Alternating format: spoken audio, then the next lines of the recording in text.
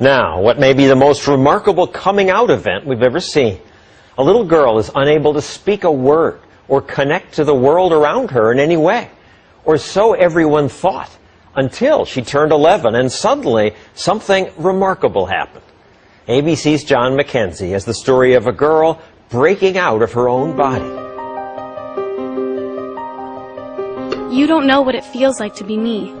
When you can't sit still because your legs feel like they're on fire, or it feels like 100 ants are crawling up your arms. How is it that these powerful words came out of this flailing body? People look at me and assume I am dumb, because I can't talk. Something extraordinary happened to this 14-year-old who was written off as mentally deficient, something that may help unlock the mysteries of a baffling disorder. What do I want? I want to be like every other kid. But I can't, because I am Carly.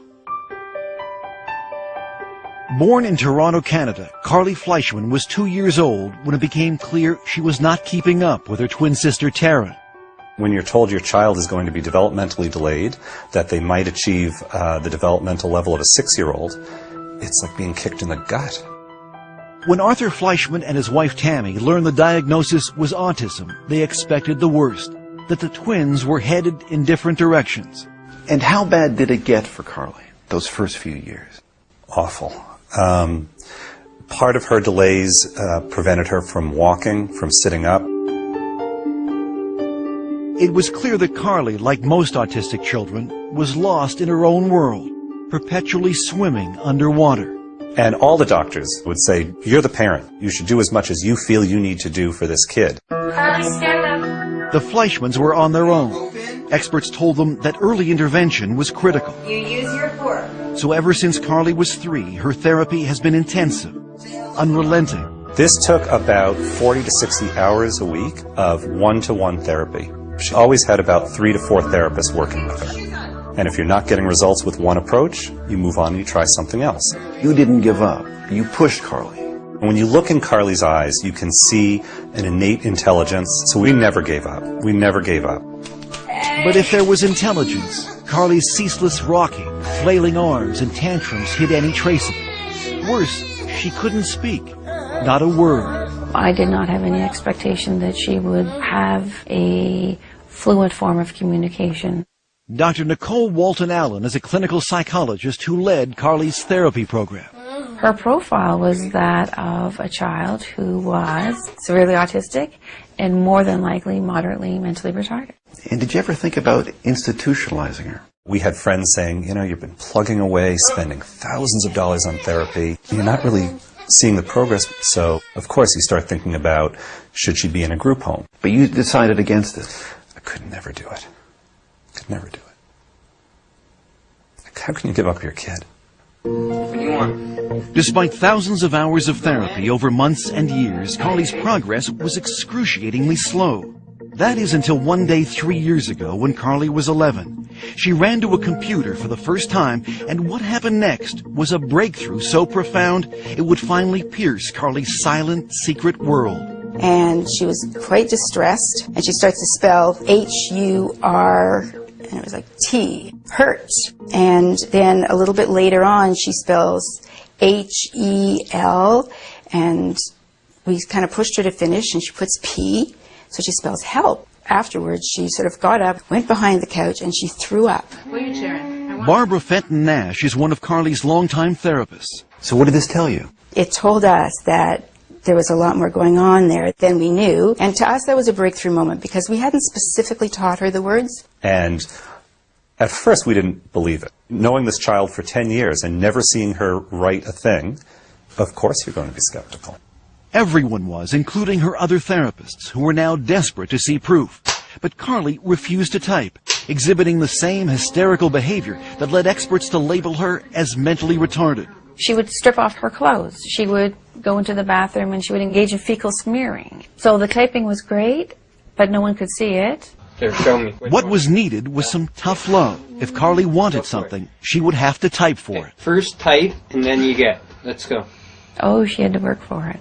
If she wanted information, if she wanted to go somewhere, she had to type by herself. Finally, several months later, Carly began to type for others. She started to realize that by communicating, she had power over her environment. And what came through her finger, typing one letter at a time, with fluency no one could believe, was astonishing. I am autistic, but that's not who I am. Take time to know me before you judge me. I am cute, funny, and like to have fun. Through her torrent of words, Carly began to unravel the mysteries behind her often wild behavior. Like banging her head. Because if I don't, it feels like my body is going to explode. It's just like when you shake a can of Coke. If I could stop it, I would, but it's not like turning a switch off.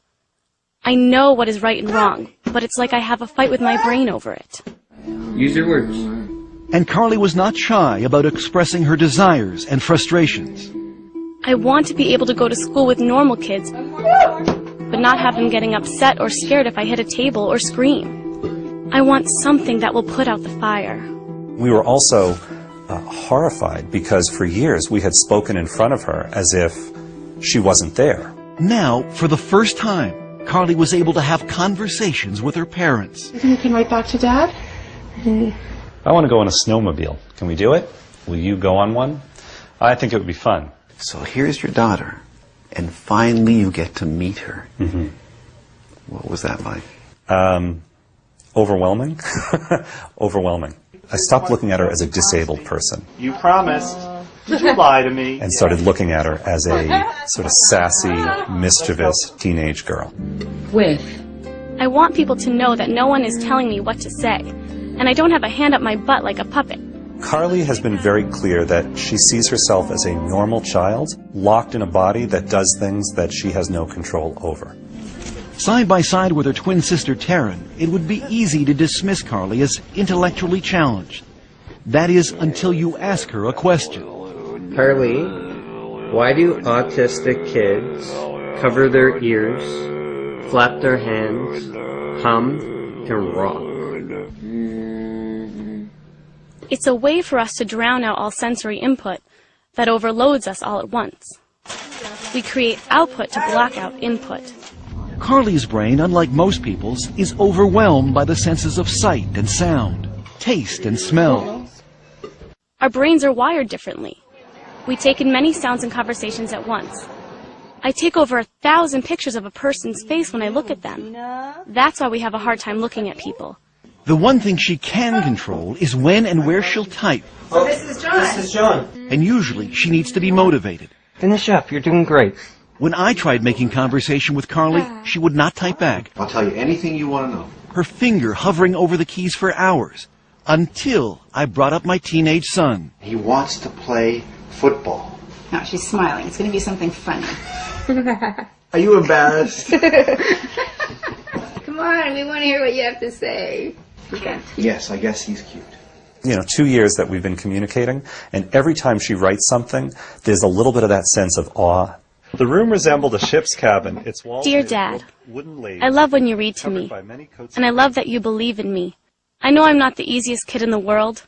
Give me a kiss. However, you are always there for me, holding my hand and picking me up. I love you. I'll go through many sleepless nights to hear that.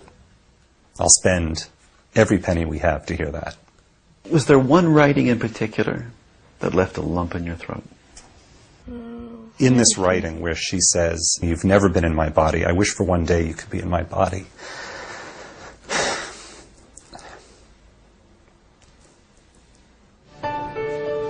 A year after we first met Carly, she is happier, calmer, more independent. Come on, let's get this in the pan. She's even writing a novel. I think that humankind is just oblivious to things that have been around for many years. She also has her own internet blog and twitters regularly, answering questions from people all over North America. I think Carly knows that she now has a voice that can help other kids. Now she looks at herself as someone who can make a mark on the world. And that's got to be life-changing. What do you hope for Carly now? I want her to be happy. I want her to have dreams and goals and accomplish those goals in spite of her challenges. I think the only thing I can say is don't give up. Your inner voice will find its way out. Mine did.